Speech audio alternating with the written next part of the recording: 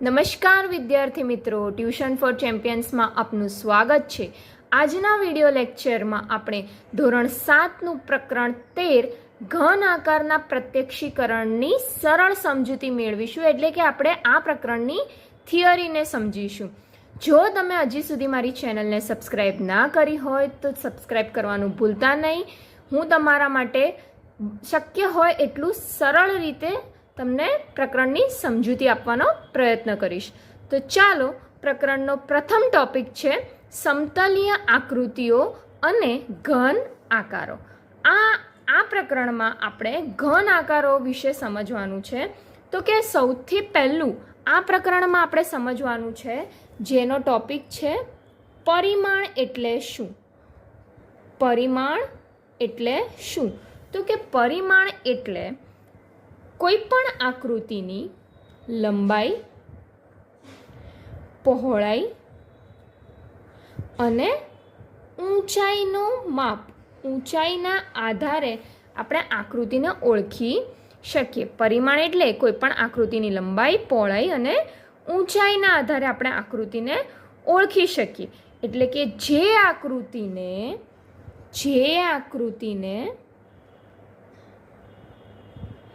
લંબાઈ, પહોળાઈ અને ઊંચાઈ હોય એવી આકૃતિને ત્રિપરિમાણીય આકારો કહે છે। ત્રિપરિમાણીય એટલે કે 3D આકૃતિ, 3D શેપ, જેને લંબાઈ, પહોળાઈ અને ઊંચાઈ હોય એને 3D શેપ, ત્રિપરિમાણીય આકારો કહે છે। જ્યારે જે આકૃતિને માત્ર લંબાઈ અને પહોળાઈ હોય એ આકૃતિને દ્વિપરિમાણીય આકારો કહે છે, એટલે કે 2D।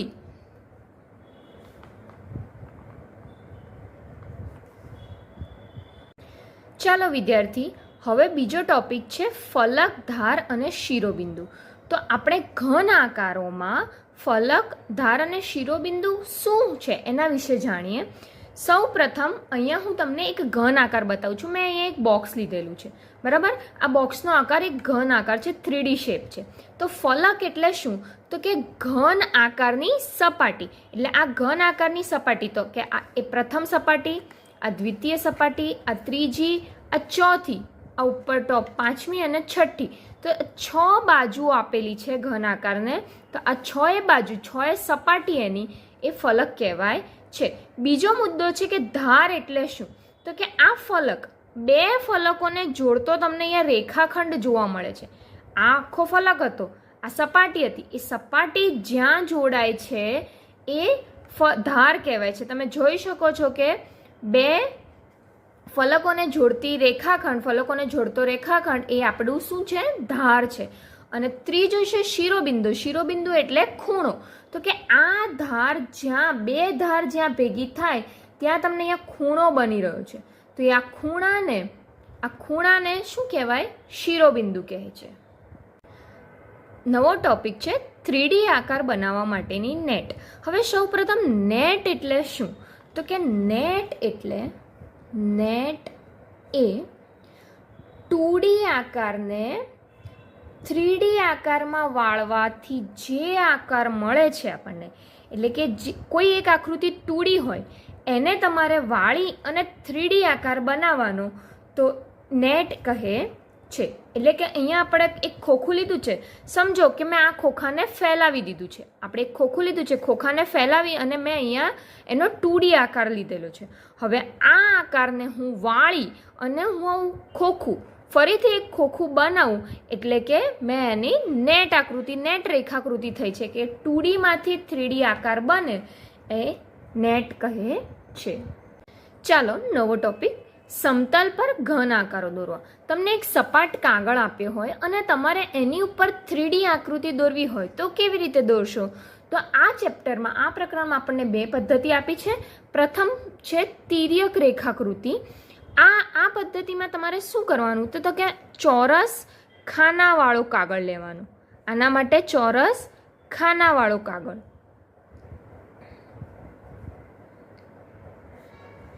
અને બીજો ટોપિક છે સમમિતીય આકૃતિ. આના માટે તમારે ટપકાવાળો કાગળ લેવાનો.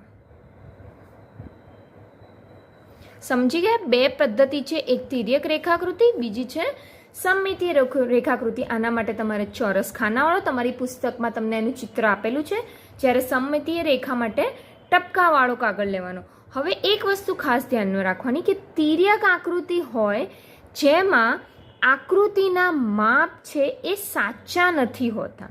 તિર્યક આકૃતિમાં માપ સાચા નથી હોતા, જ્યારે સમમિતીય આકૃતિ છે એના માપ સમપ્રમાણમાં હોય છે, એટલે કે પ્રમાણસર હોય છે. તિર્યક આકૃતિમાં માપ સાચા હોતા નથી, જ્યારે સમમિતીય આકૃતિમાં માપ પ્રમાણસર હોય છે. ચાલો તમને સમજાવું કે કેવી રીતે. તો અહીંયા આપણે એક સમજો, હું તમને અહીંયા એક ખાનાવાળું કાગળ લઈને બતાવું છું. તમારે આ રીતે આ ખાનાવાળા કાગળમાં તમારે એક ઘન આકૃતિ દોરવાની છે, એક સમઘન દોરવાનો પ્રયત્ન કરવાનો છે. તો સૌ પ્રથમ આપણે અહીંયા 3x3નું એક ખાનું દોરવાનું, ચોરસ દોરવાનો પ્રયત્ન કરીશું. તો અહીંયા મેં એક ચોરસ લીધેલો છે 3x3 ખાનાનો. હવે તમારે આગળ શું કરવાનું છે તો કે હવે તમારે બીજો ચોરસ દોરવાનો છે, પણ એનું માપ થોડુંક ખસેલું હોવું જોઈએ. પ્રથમ ચોરસ કરતાં થોડુંક માપ એનું ખસેલું હોવું જોઈએ. તો આપણે અત્યારે અહીંયાથી બીજા 3 ખાના લઈશું. 3x3નો બીજો ચોરસ દોરવાનો પ્રયત્ન કરીશું. તો અહીંયા તમે જોયેલો છે કે પહેલું ચોરસ કરતાં બીજું ચોરસનું માપ થોડું ખસેલું છે. હવે આપણે એની ધારને જોડીશું. અહીંયા તમે જોઈ શકો છો કે ધારના માપ સાચા નથી લીધા. અહીંયા એક જ અડધા બોક્સમાં લીધું છે, પણ તમે જો આકારને જોઈ શકો છો તો આ આકાર કેવો દેખાય છે? સમઘન જેવો 3D આકાર દેખાય છે. માટે કહેવાય છે કે તિર્યક આકૃતિના માપ સાચા હોતા નથી. ચાલો સમમિતીય આકાર જોઈએ. સમમિતીય આકારમાં મેં તમને અગાઉ જણાવ્યું કે ટપકાવાળો કાગળ લેવાનો. તમને આ રીતે ટપકાવાળો કાગળ કોઈપણ સ્ટેશનરીમાં આઇસોમેટ્રિક પેપર કહેશો એટલે તમને મળી જશે. તો હવે ટપકાવાળા કાગળમાં તમને સમમિતીય આકૃતિના માપ પ્રમાણસર હોય છે. તો કેવી રીતે હોય છે? તો ચાલો સમજીએ. આપણે અહીંયા એક 3x2x3નો એટલે કે લંબાઈ 3 લઈએ, પહોળાઈ 2 લઈએ અને ઊંચાઈ 3 લઈ અને આપણે એક સમઘન દોરવાનો પ્રયત્ન કરીએ. આપણે સૌ પ્રથમ આપણે ઊંચાઈ આપણી 3 છે, તો અહીંયા હું 3 રેખાખંડોને જોડું છું. તમે સ્કેલથી ને એવી રીતે લેશો એટલે વ્યવસ્થિત માપ આવશે. હવે 3 આડો રેખાખંડ લઉં છું, ફરીથી 3 ઊભો રેખાખંડ લઉં છું અને અહીંયા મેં જોડી અને તમને એ એક સમઘન આકાર દેખાય છે. તમને એક ઘન આકાર દોરવાનો પ્રયત્ન કરું છું. અહીંયા મેં 3 લંબાઈ અને 3 ઊંચાઈ લઈને એક ચોરસ દોરવાનો પ્રયત્ન કર્યો છે. મારો આકાર ટપકા મેં મારી જાતે દોર્યા છે એટલે થોડુંક માપમાં ફેર દેખાશે, પણ તમે બહારથી સ્ટેશનરીમાંથી કાગળ લેશો તો તમને સાચું માપ મળશે. હવે મારે શું કરવાનું છે? પહોળાઈ 2 લેવાની છે. તો મારે પહોળાઈ 2 લેવા માટે હવે મારે 2 સેમીના આવી રીતે ત્રાંસા મારે રેખાખંડ દોરવાના છે. આ રીતે મારે 2 સેમીના ત્રાંસા રેખાખંડ દોરવાના છે.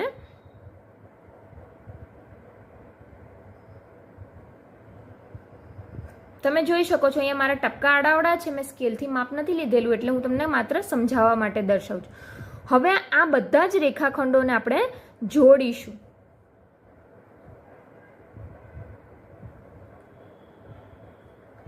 તો અહીંયા તમને એક લંબઘન જોઈ શકો છો. મારા ટપકા આડાવડા છે એટલે મારી આકૃતિ આ પ્રમાણે દેખાય છે. તો આ રીતે મેં 3x2x3 એટલે કે 3 લંબાઈ, 2 પહોળાઈ અને 3 ઊંચાઈ લઈને મેં એક સમપ્રમાણમાં, એટલે આપણે અગાઉ કીધું હતું કે સમમિતીય આકારનો માપ કેવો હોય છે? પ્રમાણસર હોય છે. અહીંયા 2 છે તો અહીંયા 2. જ્યારે આપણે આનો સમઘન આકાર દોર્યો હતો ત્યારે આપણને આ ત્રાંસુ પહોળાઈનું માપ સાચું મળેલું નહોતું. એટલે કે તિર્યક આકૃતિના માપ હંમેશા સાચા નથી હોતા, પણ સમમિતીય આકૃતિના માપ હંમેશા પ્રમાણમાં હોય છે. આ પ્રકરણનો છેલ્લો ટોપિક છે ઘન આકારના જુદા જુદા ભાગને જોવા. તો ઘન આકાર એટલે કે 3D આકારને જોવાની 3 અલગ અલગ પદ્ધતિ છે. પહેલી પદ્ધતિ તો કે પહેલી પદ્ધતિ છે કે કાપવું. વસ્તુને તમારે કાપવાનું, એને ઊભું અથવા તમે આડો, ઊભો અથવા આડો છેદ કરી શકો. વસ્તુને કાપીને તમે એના આકાર, એની સપાટી જોઈ શકો. એટલે કે જ્યારે આપણે કોઈ વસ્તુને કાપીએ છીએ ત્યારે આપણને જે સપાટી દેખાય એની, એ વસ્તુનો શું કહેવાય? આડછેદ કહે છે. વસ્તુને કાપવાથી જે સપાટી મળે તેને આડછેદ કહેવાય છે. બીજી રીત છે પડછાયાની રીત. બીજી રીત કઈ છે? પડછાયાની રીત. તમારે આના માટે શું કરવાનું? તો કે વસ્તુનો પડછાયો પડે તેના પરથી તમે એનો આકાર જોઈ શકો છો. વસ્તુના પડછાયો પર તમને એક બોલ આપ્યો હોય અને એ બોલ ઉપર તમે ટોર્ચ મારો તો નીચે તમને બોલનો ગોળ આકાર, વર્તુળ આકાર જોવા મળે છે. જ્યારે ત્રીજી રીત છે વસ્તુને જુદા જુદા ખૂણાઓથી જોવા. વસ્તુને જુદા જુદા ખૂણાથી જોતા. આમાં શું થાય? તો કે તમને અહીંયા એક ઘરનું આપણે એક ચિત્ર દોરીએ કે આ એનું ઉપરનો ટોપ ભાગ છે, છાપરું છે એવું સમજો તમે, બરાબર? આ એનો નીચેનો ભાગ છે. તો આ સમજો કે આપણો ઘરનો આકાર છે. હવે જો હું આ વસ્તુને સામેથી જોઉં તો મને ઘરનો આકાર દેખાશે ચોરસ. જો હું આ સાઈડથી જોઉં તો મને એનો આકાર દેખાશે આવી રીતનો, ઉપર એક છતનો ભાગ અને નીચેનો મોટો ભાગ, બરાબર? તમે અહીંયા જોઈ શકો છો કે આ સાઈડથી તમે જોશો તો આવી રીતે ઉપર એક પટ્ટી અને નીચે ભાગ. જ્યારે તમે ઉપર ટોપથી જોશો ત્યારે તમને એનો બે ચોરસ, આવો આકાર છે એટલે તમને એના બે ચોરસ બોક્સ મળશે. જે આવો આકાર આપ્યો છે ઉપર ટોપનો એટલે એના બે લંબચોરસ આવી રીતે ઉપરથી દેખાશે. તો તમે વસ્તુને અલગ અલગ ખૂણાથી જુઓ તો વસ્તુના તમને અલગ અલગ આકાર જોવા મળે છે. Don't forget to like, comment and subscribe. Thanks for watching.